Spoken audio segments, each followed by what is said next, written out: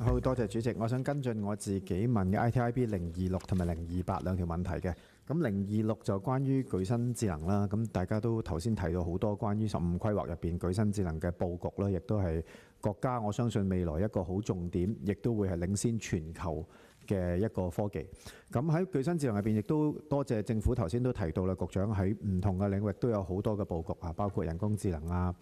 包括一啲支持嘅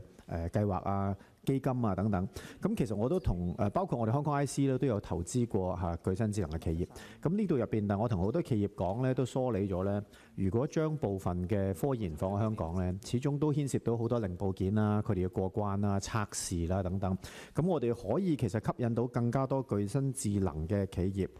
嚟香港落戶嘅。咁但係因為譬如硬件而家有好多嘅產業鏈已經喺廣東省一帶，咁變咗我哋點樣能夠更加好吸引呢啲企業落戶香港呢？其實喺026嗰度都有提到一個跨境具身智能數據及場景合作區，即係會唔會有一個實體嘅地方，將大家擺喺一個特區嗰度，咁呢個區或者呢棟樓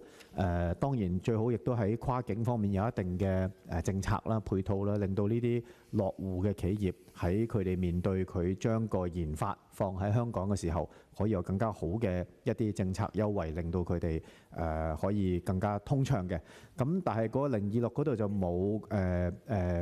回答到會唔會對呢個合作區嘅考慮啦？咁想問下局方，仲會唔會考慮有一個實體嘅地方可以將具身智能嘅一啲測試啊、早期嘅生產啊放喺同一個區域度，定係成個北部去散落去都可以㗎啦？咁呢個第一條問題。